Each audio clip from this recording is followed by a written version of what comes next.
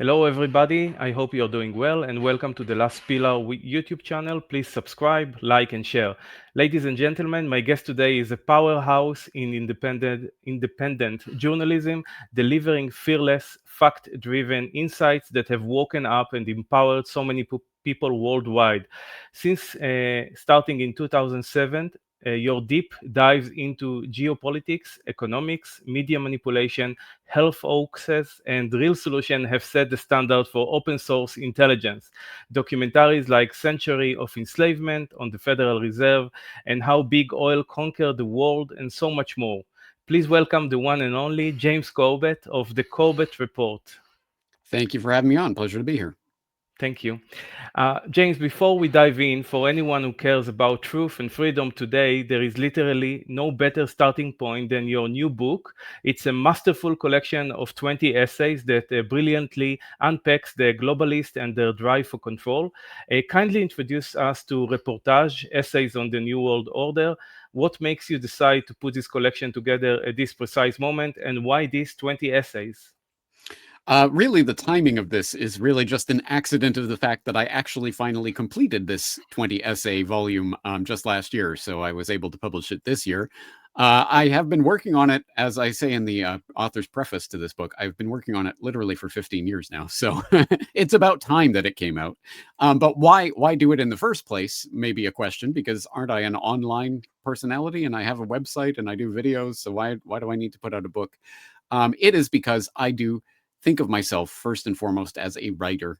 I was if I'm qualified for anything, it's the appreciation of literature. I've got my master's degree in Anglo-Irish literature, so I've always been interested in words and language, and I've always wanted to be a writer.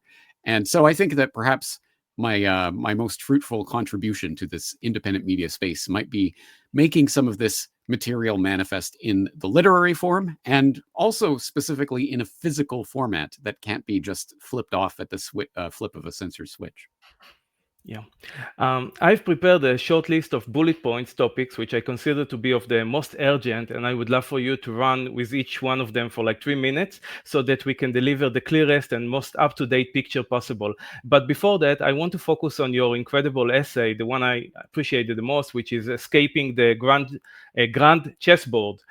Can you tell us about the content of this incredible essay? Because I think that it will set the stage for a deeper understanding, and maybe you can give a few examples. For example, Afghanistan, explain the difference between 2D and 3D chess, and for example, demonstrate the support of the US to the Soviet Union and China, and eventually how can we liberate the pawns by not playing the game. Okay, that's a lot to bite off and chew, and it's a big essay, so I hope people will go and actually read the essay for themselves. But essentially, this takes off from the very old analogy of geopolitics and geopolitical struggle to a game of chess. And that analogy has been around actually for centuries, as I document in that essay. But it is traditionally seen as the globe, the world is a chessboard, and you are moving your pieces around trying to capture this or that square of the chessboard.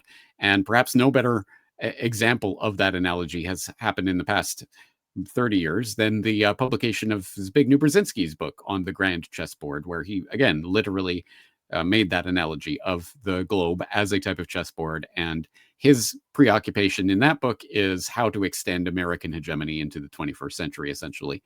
But it's an age-old game of empires. It's called the Game of Kings because it has been likened to that type of geopolitical strategy that is needed in order to conquer more of the globe.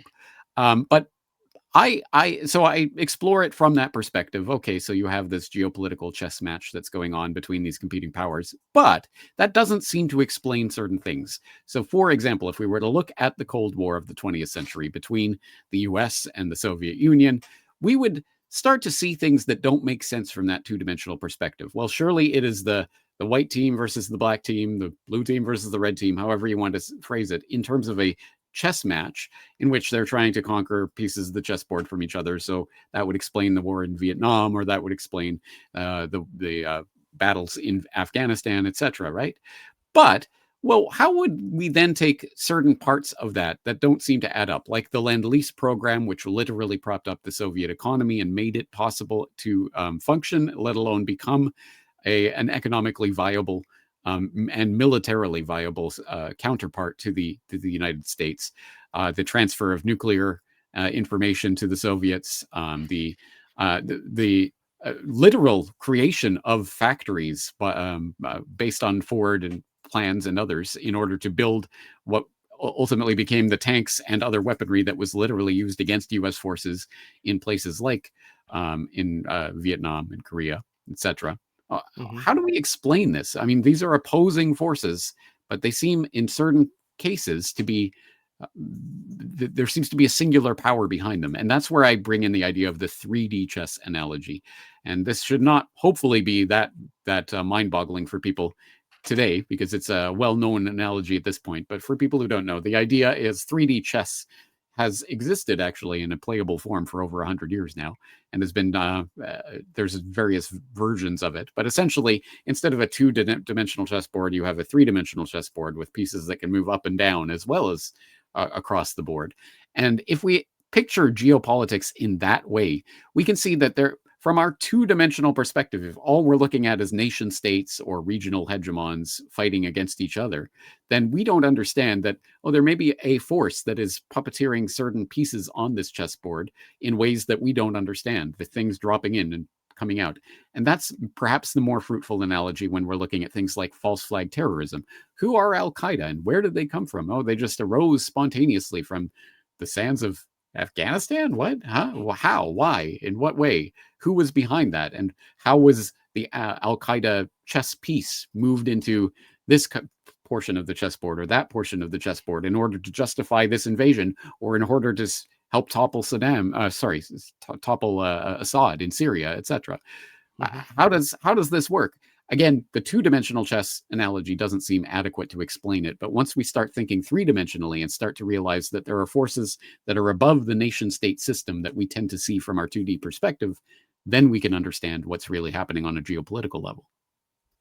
I understand. And the main point is obviously that on this chessboard, we are basically pawns to be sacrificed, to be utilized. Yeah. So, what is the understanding that we, as free people, need to have in order to basically stop playing? Yeah. Yeah, an excellent question, an important question, and the question that I ultimately end up with an answer at the end of that essay. And essentially, that answer comes from the 1984 film War Games, an intriguing game. This multi-global nuclear war scenario game. The only winning move is not to play, and essentially, we have to understand at our level of this game that is being played, whether it's being played straightforward in a 2D way between nation states or regional hegemons, or in a 3D way by oligarchical forces that are puppeteering more than what we see on the 2D chessboard. Either way, this game does not play out in our favor. And I give many examples of that, like the Kurds, for example, who have been used time and time and time and time and time again by the US and others throughout history as a sort of battering ram against this or that, or we'll support you here in your attempt to overthrow this government, or what have you. And then, of course, they always get left out to dry in the end, because it's never, no one in U.S. Geopolitical circles really cares about Kurdish autonomy. They just care about the Kurds as a useful proxy fighting force that they can wield by dangling out promises in front of them that never actually materialize. So there are examples like that, and many, many, many more that we could talk about, like the Afghans and others who were used as essentially pawns on this chessboard. How do we win a game like that? Well, the answer is, well, what game is this? Who is taking over these various squares of the chessboard, and for what purpose? It doesn't serve me or my family for me to send my children off to die in some foreign war or whatever it is, for the benefit of the largesse of some oligarchs at the top of the system. No, thank you. So I think we have to withdraw ourselves from this idea that the globe is a chessboard to be conquered. And once we recognize, hey, that is an analogy, and it's a flawed analogy, and I don't believe it, and I'm not going to act my life in that way, we can start thinking about the ways that we can withdraw from that system, whether literally withdrawing ourselves from, at the very least, not signing up to volunteer for these military forces that are waging these types of wars, or supporting them with our tax dollars, or what have you. At any rate, we can start to think about how we can use our time, energy, resources, and attention towards building up those things we want, rather than participating in this system for global chess politics. Yes, absolutely. Can you explain to my audience how they mobilize the people into patriotism and nationalism, and how eventually it will lead to the logical conclusion of total globalism and one world government?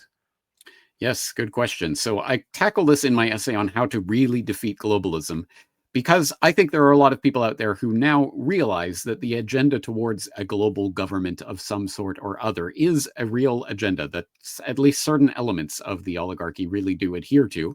And we can see this manifest in a number of different ways, from the United Nations and World Health Organization and institutions like that to regional blocs like the European Union and the African Union and a potential North American Union, et cetera, as a way of building up the building blocks towards a global government. And I think a lot of people are opposed to that. But if you were to ask most of those people, well, then what do we do about this? I think the natural response for most of these people, having grown up and been born and indoctrinated in a system of nation state governments, is to say, well, we need stronger national governments. National governments are the bulwark against that global or regional government that we don't want to come about. And so we see that reflected, for example, in Make America Great Again and America First and that type of rhetoric, which, of course, is to build up the nation state as opposed to the UN or WHO or organizations like that. It makes sense from a certain level. At any rate, the idea is to bring things back down to a more local level where we have some sort of say over a national government. We'd have no say over an international global government. Therefore, we should fight for the national government. But my point in that essay is that no, I think they are both manifestations of the same fundamental error, which is the error in thinking that our subsuming our individual identities in some collective, whether that be the national collective or the global collective, is essentially the same thing at base. It is subsuming ourselves in this broad collective that is, of course, being stewarded over by people outside of our control ultimately. And I think that is a point that I keep coming back to in these essays, is that centralized government is always essentially a screen for financial and geopolitical forces behind the scenes, the 3D chess players. And we don't have control over it. And even if we did, it would still be subsuming our individual sovereignty into an amorphous collective. So I think those are both examples. Nationalism and globalism are both examples of the same wrong type of thinking. My concern is to try to get people to understand their individual sovereignty as individual sovereign human beings and to declare and live in that sovereignty.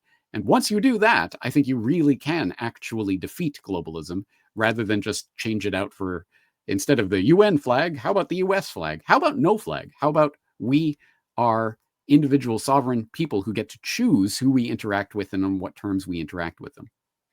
So basically, to get rid of the beehive collective state of mind, and to exercise our individuality and a voluntary society where people can just, you know, uh, the use of, for example, of the free market, where you actually produce some value or product and you exchange it, and there is no coercion. I guess that's the ultimate solution.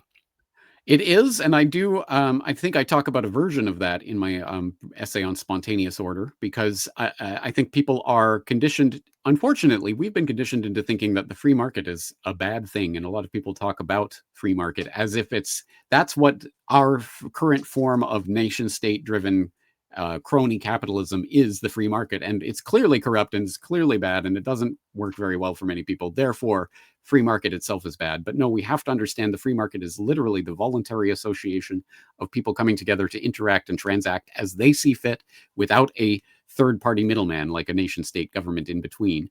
And it is through that cooperation and, of course, sometimes disagreement. Sometimes people will choose not to interact with each other, and that's fine too. And no third party has the right to come in between that interaction and to try to force people together or force people apart.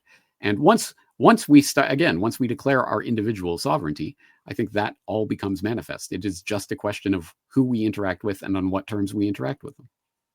Yes, absolutely. How about the modern technocratic control system, what you call the biosecurity surveillance grid, and the introduction of AI, let's say God? How does it going to shape our future, and what can we do about that? Well, that is a extremely concerning thing, and something that I spend more and more of my time thinking about, because there are many problems, obviously, that beset humanity. But my response to them has always been, well, at least as long as the human spirit remains, then tyrannies can come and go, but they will come and go, and the human spirit will always fight back against them. But having said that, once we start, for example, incorporating the genetic alteration technologies and the brain chips and whatever else is coming along to alter fundamentally who we are at the genomic level, at the neurological level, etc., that's when it starts to change the calculus as to whether or not tyrannies will come or go. For example, in the book I write about Aldous Huxley and his talk about the ultimate revolution and how people can be made to actually enjoy their servitude through a very variety of pharmacological and neurological, technological means. And at the point at which we have that form of scientific dictatorship, which is really propping up the biosecurity state, the biosecurity surveillance grid that is coming into view with digital identifications and cashless payment systems and the ability to stop people from leaving their homes or transacting or doing anything else at the flip of a digital switch. Once we get to that point, it is difficult to see how we can overthrow such a tyranny. So I think this is very, very much a question that should be on people's minds. And at the very least, to the extent that we're able to, we should be resisting that encroaching surveillance grid in every way we can, even at the simplest level of deciding to opt out of, no, thank you, I will not download that app to do that thing that does not have to be done on an app or what have you. We have to at least carve out the space, at the very least, for us to be able to opt out of such systems. Mhm. How do you see the role of Trump into the consolidation of this technocratic era? Because it seems like he is surrounded by this dark enlightenment Mm. philosophers and people who are pushing the Silicon Valley technology. So, what do you think about Trump in this situation? Yes, unfortunately for anyone who thinks that Trump will be fighting back against this, I would think by now they would have been disabused of such notions, at the very least because of the company that he keeps and the people that he is associating with. Not only Elon Musk, who I've talked about before on my podcast as a technocratic huckster, but of course Larry Ellison and others besides, who are definitely embedded and ensconced in the system. Bill Gates, of course, was a guest of honor at a White House banquet a couple of months ago, bragging and boasting about how he and Trump were talking about how gene editing technology was going to be part of what's going to make America great again. They're going to further the next level of American innovation through such genetic alteration technologies and personalized cancer vaccines and whatever else they're working on. So anyone who thinks that Trump is fundamentally opposed to this technology or these systems, I think needs to reevaluate where they're getting their information, because clearly they're not actually seeing what Trump is actually doing and who he is surrounding himself with. Mhm. What do you think about the death of the dollar? Do you expect like a huge false flag during 2026? And do you think it's going to affect us by like some cyber attack, food problem, or health crisis again? Where do you see the next attack coming from? It's a good question. I wouldn't rule out any of the possibilities that you lay out there. I'm not sure I would necessarily say it is coming in 2026 or give any sort of precise timeline to this. The one thing that I can say probably fairly with as much certainty as I could say anything else is that whatever it is that we're talking about or speculating about, it will not occur in quite that way. It will be something that will take place in a way we don't expect. And one way that I would conceptualize that is, for example, back at the very beginning of 2020, I don't imagine there were many people who thought this is going to be the year they're going to pull the trigger on the scamdemic operation and go into lockdown and all of that. Now, I had talked about that before. I did my podcast in 2009 on medical martial law. I talked about the WHO swine flu hysteria and the Zika hysteria and other manifestations of what would become the COVID blueprint. But I myself wasn't thinking that 2020 was going to be the year. So I cannot say, but all of those things that you name, from some ginned up health crisis, pandemic 2, as Bill Gates was talking about back in the original scamdemic, he was talking about pandemic 2, as in like World War II. And it's going to be much more deadly this time. Or some sort of cyber event, of course, could be the trigger for all sorts of agendas, including the cashless agenda, including the digital ID agenda, or something else entirely. Something that I do have my eye on, that again, I'm not putting a precise date on, but I can imagine it very much taking place in the next few years, would be the advent of an actual hot war scenario. I think this is perhaps one thing that people are less inclined to be thinking about at this point, because we, in much of the Western world, certainly not all of it, but much of the Western world has been more or less safe from thinking about war and encroaching directly on their lives since the end of World War II, and protected under Pax Americana's wonderful umbrella. But I think this is clearly changing as we see the waning of Uncle Sam's international influence, and we see the drums of war being beaten louder and louder. And perhaps, again, I'm biased sitting here in the Asia Pacific, but I am looking at things like the recent diplomatic brouhaha between China and Japan as just another signpost along the way, that I have a feeling that hot war very much could eventuate in the coming years. And that would be, of course, a gigantic shot in the arm for a number of different agendas. Exactly as World War I completely reordered international relations, the monetary paradigm, etc. World War II completely reordered international relations and the monetary paradigm, etc. World War III would obviously have a similar effect. Considering that we are talking about a chess game basically manipulated by the oligarchy, how do you read into the conflict between Russia and Ukraine? What is your expectation for the future, and also about what's happening here surrounding Israel? Where do you see that going, and how it's going to serve the psychopaths? Yeah, very good question. And I think that is the right way of framing it. How will it serve the psychopaths? Because I think that is ultimately what is really happening here.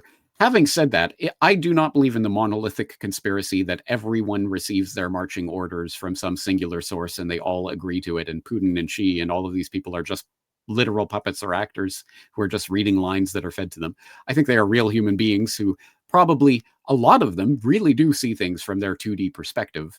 I would imagine once you reach a certain level of power, you probably at least understand there is a 3D nature to what is happening on the geopolitical chessboard. And I talked about that recently in a Questions for Corbett, What is the Deep State? Where I started by citing a number of quotations from famous statesmen who were talking about the hidden forces that act behind the scenes. So I imagine they are at the very least aware that these forces exist. But having said that, there still are I would imagine the vast majority of actual servicemen, military people probably do see things from their 2D perspective and really do believe it's us versus them, and et cetera, et cetera. And from that perspective, we see conflicts like Ukraine and Russia are, for the most part, actually fought for, and the most of the blood is spilled by and of the people who genuinely believe that they are fighting for their country, their motherland, whatever. Having said that, there clearly are forces that do have an outsized influence on what is happening there, and that's not even debatable. I mean, obviously, Ukraine would not have been able to put up any sort of military defense against Russia if it weren't for the billions and billions and billions of dollars in aid and military supplies and funding and training and equipping that have been coming from the West. Similarly, Russia wouldn't be able to fund what it's doing without keeping for example, the oil and gas flowing through Ukraine, which they've been doing for years through the types of, contracts that do not get broken during times of conflict like this. Isn't that interesting? So I would say that, again, we have to see some of the manipulations that take place that enable these types of wars.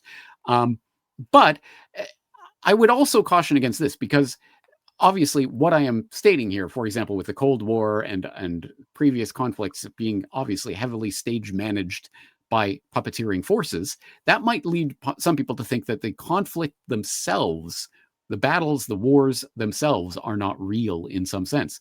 Whereas I would say, no, World War I really happened. World War II really happened. Many, many people did die in those conflicts, genuinely believing it was a fight against this or that other, nation state on the 2D chessboard. But there were, on top of those real deaths and wars that were happening, there was an oligarchy on top of that was steering events in one direction or another. And in our 21st century version of that, I would point to the financial assistance, the monetary assistance, the industrial assistance that has been poured into China over the past 3 decades that has made the rising Chinese dragon into what it is.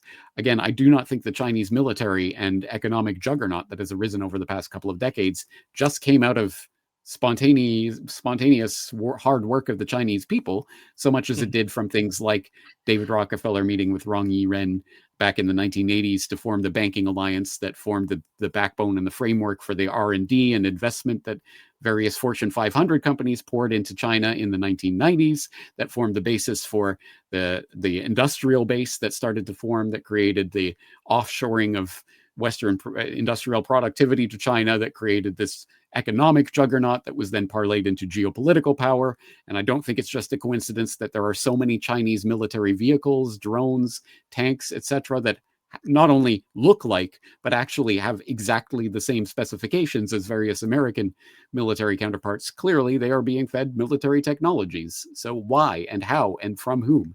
Again, this doesn't mean that if hot war develops, it won't be a real war. I think it really will be. It's just a question of who is ginning up this war and for what real end.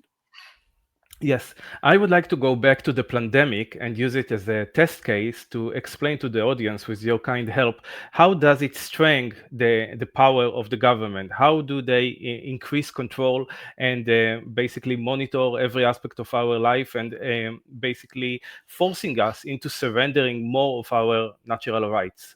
If you can explain the mechanism so people will understand.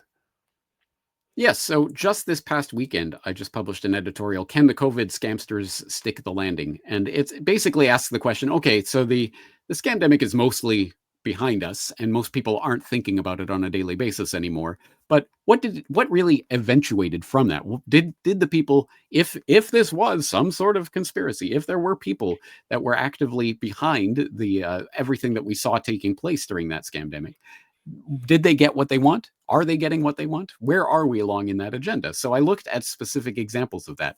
First of all, the idea of lockdowns themselves, which prior to 2020 were basically politically unthinkable. No one had ever proposed on a grand national scale of locking down healthy people in order to protect them from some pandemic that was taking place. That had never been seriously proposed. In fact, the original antecedent to that idea was in a high school students a science fair project from 2000. I want to say 2006.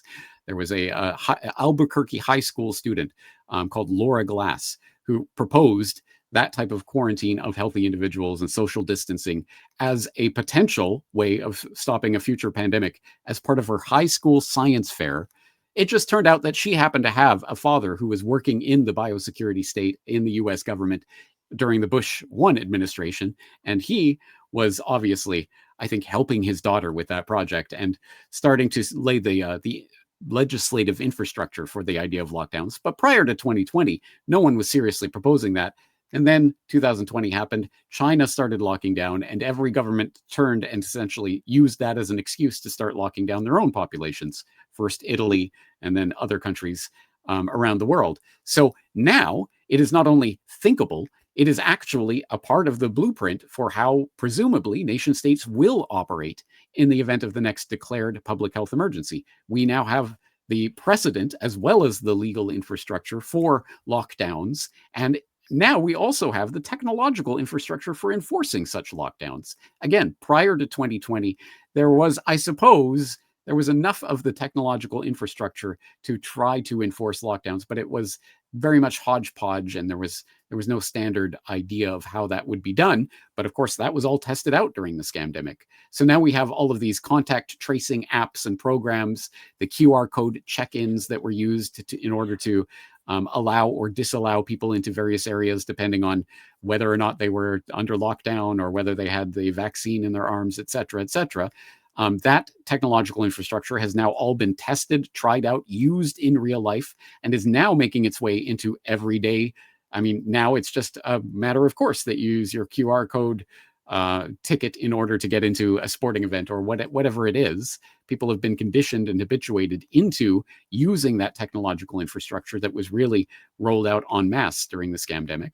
And then when we look at other aspects of what is going on, for example, the biowarfare toolkit that is continuing to be worked up with regards to the recently passed new WHO International Pandemic Accord, which they passed last year.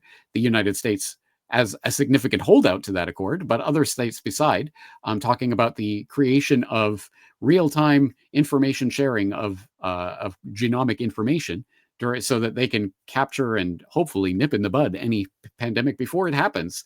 But how will they do this? By sharing information and continuing to work on what they won't call, but what will still be the weaponization of whatever strains of whatever biological weapons they're working on in the name of protecting us from the next scamdemic, of course.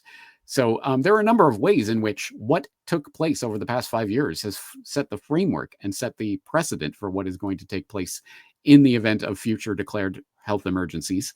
And the WHO still sits on that massive trigger of the public health emergency of international concern, PHEIC, which I don't know about you, I'll pronounce that acronym fake because I think that's probably what it is. But anyway, that still is the precedent that we're operating under. And every signatory to the WHO, every nation that is beholden to those international health regulations is under obligation to at least listen to and attempt to implement the recommendations of the WHO in the event that the WHO's director, who can arbitrarily and by him or herself can declare a public health emergency. In the event of that, there are any number of signatories around the world. Almost every nation on the planet is obligated to listen to the WHO in the event of that health emergency. And of course, those international groups are going to force it down the throat of the national countries, using the pawns in that country to force it on their own people. So it's actually the force of the locals. It's never the international that can actually do it. So it's very interesting. Another thing, you mentioned fake. So how about the climate agenda card? How do you see that they are going to continue to push that and use that? And if you can speak a little bit about the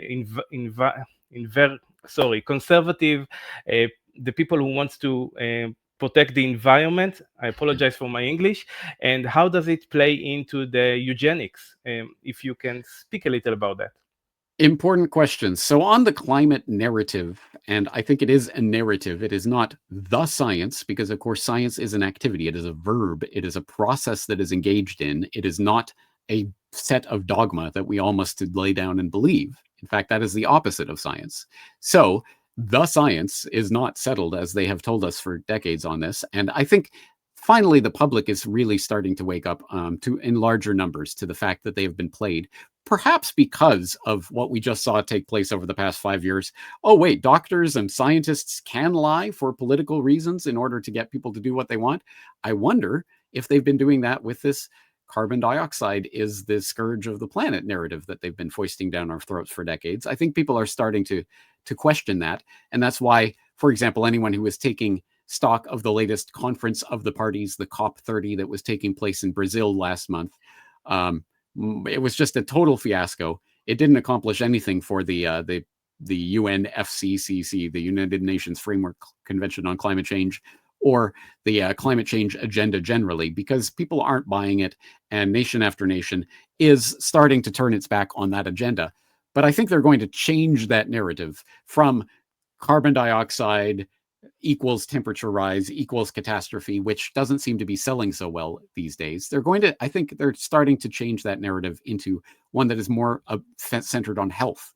It is now about pollution, is obviously a health concern. So we're going to have to start regulating things based on pollution and on trying to achieve one health is the phrase that is being seeded into the public consciousness right now by the WHO and the UN and their cronies.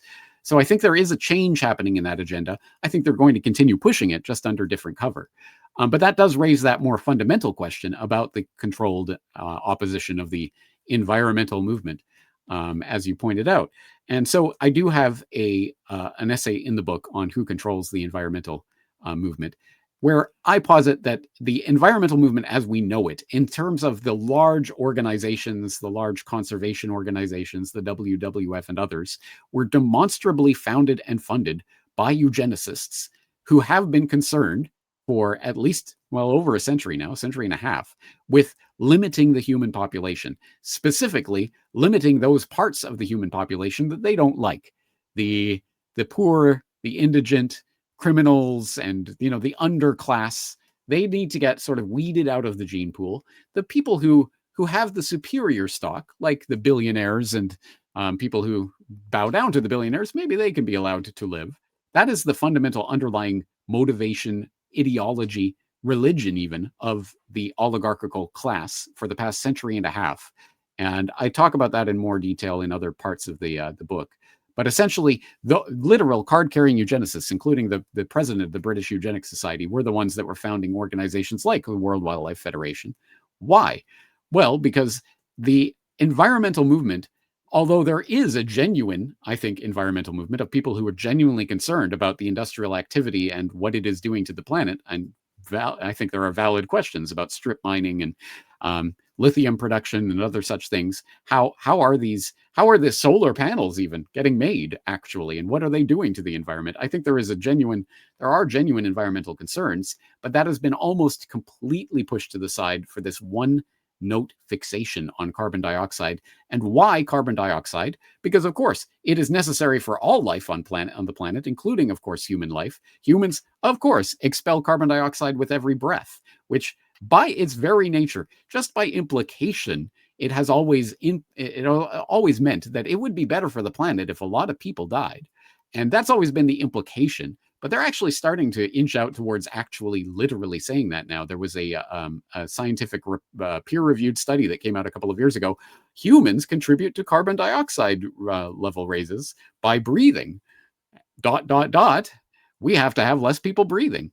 And again, though, I've just rehashed an old podcast that I did on designing humans for fun and profit, in which you can hear some of these scientists talking at the World Science Fair, talking about how can we design the human genome to be more environmentally friendly. So, for example, we know that smaller human beings would create less carbon dioxide, would use less resources, would have less of a carbon footprint. So if we can actually maybe make people literally smaller, well, then that would be good for the environment. Or how about, meat eating is bad for the environment, because think of all the cow burps that are contributing methane to the atmosphere. Well, if we could reduce meat eating, that would be good. How can we do that? It turns out there's this tick called the Lone Star tick that for some reason or other back in 2002 started producing this alpha-gal syndrome in people who are bitten by this tick. And it makes them literally allergic to meat, to the point where they have just announced the first person who literally died of a tick-borne meat allergy, tick-acquired meat allergy. So interestingly enough, they're talking about these types of things, but I think ultimately this has always been about population control. And that is what this controlled environmental movement, the fake environmental movement that has been grafted on people's natural concern about the environment, that is what this has been steered towards. And I think perhaps the most obvious example of that, which I believe, yes, I'm pretty sure I do write about in the book, is the American Eugenics Society. Post-World War II, eugenics kind of had a bad name because it got associated with the Nazis and their master race philosophy and all that. So we had this process of crypto-eugenics. I believe it was the minutes of the American Eugenics Society where the members were actually discussing crypto-eugenics. How do we foster eugenics under another name? And one example of that, perhaps the most startling, is the American Eugenics Society, for a time, moved its offices into the Population Council, which was the body that was set up by John D. Rockefeller Jr. or the third. No, John D. Rockefeller the third, who, of course, the Rockefellers had been funding the eugenics movement back in the 1930s. They started funding the Population Council and other such overpopulation concerns in the 1950s and 60s, as the entire eugenics philosophy essentially took the cover of we care about the too many people on this planet, and there must be some way to deal with that. And those are the exact same people that we see populating these conservation movements and bodies and foundations. Actually, in my research, I came across a lot of information that many of those eugenics actually are responsible for the World Health Organization. They infiltrated that, Yeah. and they influence the message, of course. What is your opinion about what's happening in Europe? This massive immigration of incompatible cultures, the destruction of cultures, traditions, and actually the weakening of the men. Men are, I would expect by now that men there would understand the scale of the problem, and they would actually do something about that, but they don't. So how do you explain this phenomena? Why specifically Europe, and what will be the end goal there? Very good questions. I don't have a definitive answer to any of that, but I can speculate at any rate based on what we know about the past and what has been written in the past. And one thing that seems of relevance with regards to that would be H.G. Wells, who most people think of as that science fiction writer. He wrote War of the Worlds and things like that. But during his time, he was a very fervent political activist. He wrote the draft of what became the UN Declaration of Human Rights, which sounds like one of those wonderful documents of you have all these rights and wonderful things. But actually, if you read the fine print, the second to last of the point of the declaration is, yes, you have all of these rights unless the UN determines you don't, in which case you don't, which Yeah. is quite the clause to put in there. But at any rate, H.G. Wells wrote about the New World Order. He literally wrote a book called The New World Order. He wrote about the open conspiracy, and he talked about the creation of this essentially what would be a one world scientific dictatorship, brotherhood of men, etc., Mhm. that was going to be created. And he talked about all of the people, all of these noble people in these cultures who were going to resist to the death the creation of this global government, but they will lose, and ultimately they will be conquered. And it was about this, essentially this conglomeration of all of the people of the world are going to be forced together into essentially subservience to this scientific dictatorship. So that might be one example of how we can understand what larger operation may be at play here. Now, again, specifically as to why Europe and why at this time, et cetera, et cetera. Well, I mean, certainly part of that, at least, is because of the confluence of geopolitical struggle and geography itself. So people who are escaping the decimation of Syria and places like that are going to probably make their way towards Europe, and especially because of the open borders policies and the generous social safety net, and Germany and other places opening their arms and opening their borders. Please, we want everyone, et cetera, has certainly facilitated that. And this leads inevitably, as you say, towards the clash of civilization, which was written by, Samuel P. Huntington back in the 1990s, was talking, of course, exactly about this clash of civilizations, which was going to be the defining thing in the post-Cold War era. Once, because of course this was written right after the fall of the Soviet Union. So now what? Now we need the other boogeyman. What's going to come along? Oh, clash of civilizations. And so I think there is, again, an attempt to actually foster and to provoke this clash of civilizations, because as always, in order to create order from chaos, well, you need the chaos. So I think there is a generated chaos that is being manufactured at the moment that will ultimately drive people into the arms of some strong leader with some strong national government will protect us from this. Again, people are being led through the problem reaction solution method towards desiring more authoritarian leadership. We need someone who's going to come and, he's going to take care of the country and close down the borders, save me harder, daddy government. And the end result of this, of course, is going to be, once again, the subsuming of individual sovereignty into collectives. We need the military on the streets to protect us from this. So I have my suspicions about what this agenda is really about. But again, some of it is speculation. Yeah. Now for the solutions, voluntarism and anarchy and freedom and spontaneous order. The people, it seems like it's very difficult for them to fathom this very basic idea of freedom. They are conditioned into the understanding that and the belief in authority, and they cannot perceive a different kind of reality. Can you explain to my audience why it's very important to get rid of this dangerous idea, the belief in authority, and how to actually bring it to be like in what way we can actually build resilient parallel communities, and what should be the moral uh, how to say it, like a foundation that we should Yeah. use for that? Yes, excellent. Yeah, good questions. Well, as we speak, as we're recording this, I literally just posted a Solutions Watch episode that very much relates to this. It's about a video called The Philosophy of Liberty that goes through the absolute basic foundational sort of tenets of any philosophy founded on the idea of human liberty. And what is that and why is it important? What does it entail? It's actually a very simple 8-minute video. It's simple flash animation. It's available in, I think, 53 different languages or something. So I would like everyone on the planet to spend 8 minutes of their time at least watching that and hopefully thinking a little bit about it. But having said that, how do we get from here to there, and why and in what way are incredibly important questions. Luckily, there is no singular one roadmap to freedom, and everyone must follow it, and I'm going to make you do that. No, that would, of course, defeat the entire purpose. But at the very least, I know that we, at the very least, need to understand that as we live our lives in our countries, generally speaking, I don't know, I can't put a number to it, but some 95, 99%, whatever it is, of our lives are already lived in anarchy. Glorious, beautiful anarchy.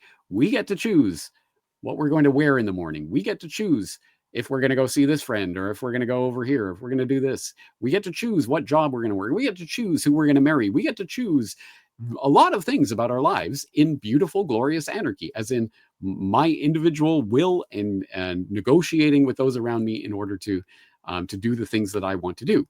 And we accept certain limitations on that precisely as this is not new. This has been observed for centuries. Thomas Hobbes was writing about this 500 years ago.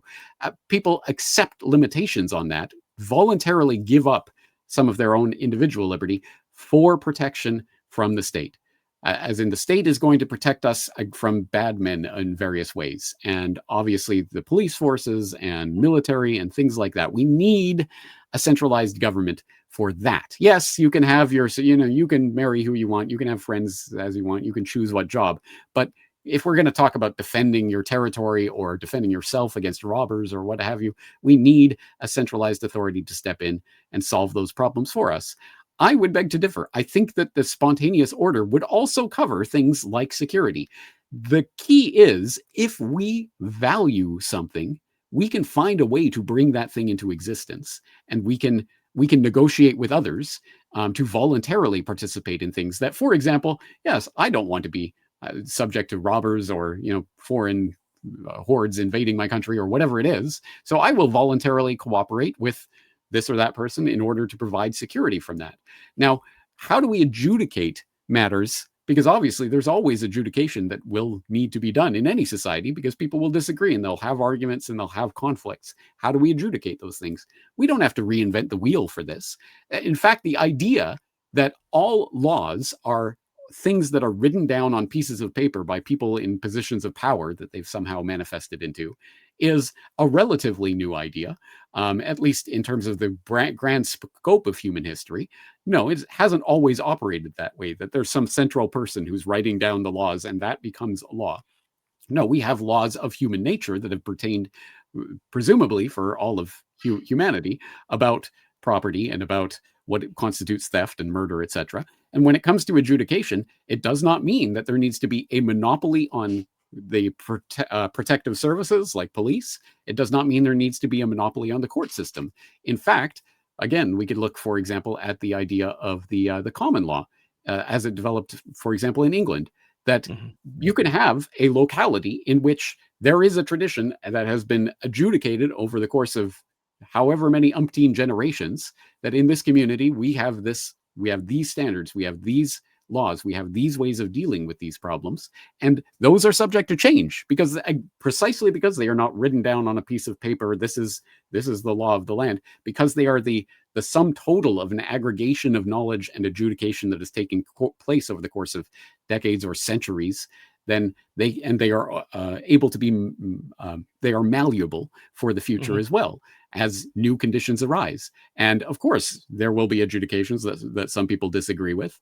And the question will be, well, how do you enforce the adjudication that would come from such a system? And there are many ideas about in various insurance agencies and security agencies and things like this, and how they would operate in a free society. But the point is that most people haven't devoted 1 second of thought to any of this.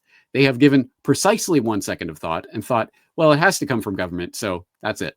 And they don't know about the history of how things have happened in different cultures, like the common law system, or, for example, the mutual aid societies that used to exist before the government provided the social safety net, cradle to grave, and don't worry, the social security system will be there to take care of you. You just have to pay in your taxes all your life, and you'll get your pension or you'll get your health care. Well, that didn't exist 100 or 200 years ago. What did exist was mutual aid societies, which functioned as essentially private and voluntary societies where people would take care of each other. Because you know what? People do like to take care Okay. of each other, and they do feel concerned.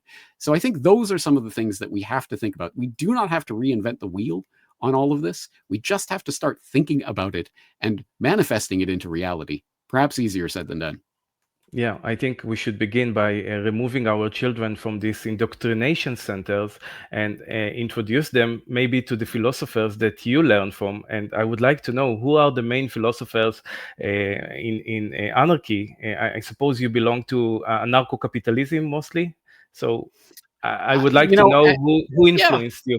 Mhm, yeah, more or less. Let's put it this way: in voluntarist world, there will be many, many, many different places to live, and one mhm, of them might be anarcho-capitalismville, and mhm, another place would be anarcho-communism land, and there'd mhm, be also there's a million flavors of anarchism, and again, in a truly voluntary planet, they can all they can all exist, and I always say let the best ideas win, and mhm, I would not in if we were conforming to the principles of voluntarism, no one would have the right to come in and say, no, you as a community can't voluntarily agree to live in this way. So there would be many, many absolutely. experiments. And it's not even a question of let the best place win, because that implies that there can only be one way of living that will be necessarily superior to others. No, some people might like to live like this, other people might like to live like that. And who's going to Mhm, adjudicate which one of those is the correct way to live? yeah. At least you can decide that for yourselves. Having said that, yeah, I'd probably be inclined towards anarcho-capitalism, at least at first. You can prove to me that I'm wrong by living a more productive, healthier, happier life, and maybe I'll come and join you voluntarily, as should be. But having said that, yeah, some of the philosophers and people who have inspired me along this way, I remember. I think I want to say it was high school where I was taking political science, studying that in my social science course, and just looking at reading just tiny passages from some of the big political philosophers of the past. And I remember reading a little passage of John Locke and immediately thinking, well, that just kind of resonates with me, that concept that essentially, yes, people have liberty to do as they please, as long as their liberty does not infringe on the liberty of other people to do as they please. Now, obviously, there's a lot of question with regards to such a simple principle can obviously create a lot of conflicts in reality, but just the principle itself seemed uncontestable to me.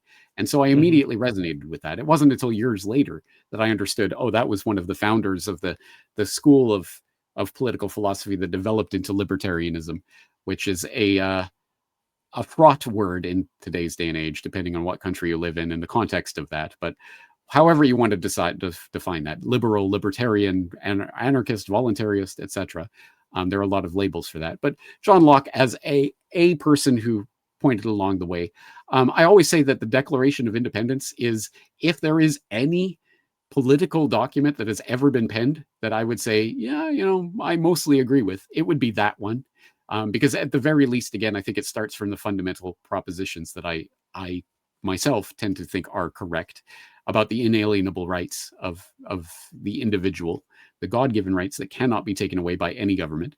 I mhm, agree with that principle and the idea that, yeah, people come together to form governments as they see fit and to overthrow them when they are not putting up their part of the deal, et cetera, et cetera. So whoever wrote the Declaration of Independence, I'll throw that out there provocatively because, of course, it was Thomas Jefferson, wasn't it? Well, actually, there is a I heard a fantastic and really interesting rabbit hole of someone who was arguing that, in fact, it was Thomas Paine who wrote it, but they could not actually credit Thomas Paine with that because he was unpopular amongst the revolutionaries at the time because of his atheistic leanings, etc. I don't know. Make of that what you will. But whoever wrote the Declaration of Independence, I would say, is one person who lit the path for others ahead of them. I would say Lysander Spooner, the Treason of No Authority. definitely an important document that needs to be read by more people. And then in the modern age, I, of course, have talked to and talked about the work of Larkin Rose, who I think provides the very simple, very logical way of understanding this. His book Mhm. on The most the most dangerous dangerous superstition. superstition, yeah, Yes. which I've talked Mhm. about in the past, I think is an incredibly important book that more people should read. Absolutely, I agree. One final message you wish every newly awake person heard today. What is the most important thing that people can take from this incredible conversation with you? I will say this: the world is what we make it. And I mean that in the sense that, unfortunately, a lot of the people in the independent media get into the mindset that it is all a conspiracy that is being waged against them. And oh, poor us, we are victims, we are helpless, passive victims, and things are being done that we can't possibly do anything about. And once you adopt that mentality and that mindset, I think you lose, because the implication of that is do whatever you want, but it's not going to make any difference. So whatever. And if I truly believed that, then I wouldn't be here talking to you. I wouldn't be doing this work. No, I think we can make a difference in this world. We are not spectators in some spectator sport called history that's taking place in front of us. It's not our job to decide, oh, I'm on this team or I'm on that team, and then root for them as passive spectators. No, we are here either creating the world that we want to live in or letting the world go to rot. And that is a choice that we're making every day by who we choose to interact with, what we choose to transact for, the ways that we live our lives, the things, the ways we spend our time. Those are the real vote that we are making every single day with our time, our energy, our attention, our resources, that will either make a better world or will let the world rot. And unless we believe that we have some agency in all of this, then, well, I know we're going to lose if we all just give up trying. So that would be my message that I would like people to see, because I see so much of this, people who are just who have adopted the victim mentality that we're the poor put upons that can't do anything. And I want to confront that square in the face. I think we can create the world that we want. So we must take a stand.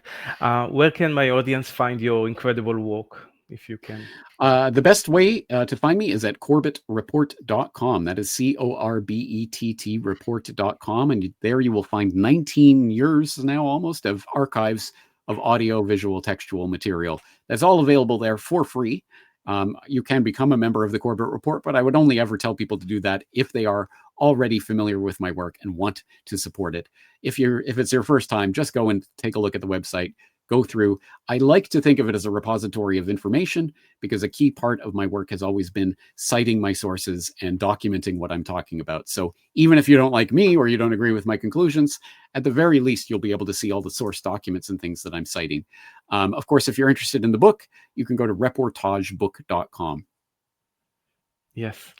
I must tell you, for me, you're like the godfather, the creator of central hub of everything that someone who awakes to the sad reality that we are suffering from can come to your webpage and learn so much for years on years. So I would like to thank you from the bottom of my heart for all that you do and for coming to my humble show. And I wish you all the best, and please continue to do this amazing work. I really I appreciate that. appreciate that very much, and thank you for doing what you do. Honestly, if there were more people out there that were trying to spread information like this, I think the world would be a better place. So thank you. Thank you, sir. Thank you very much.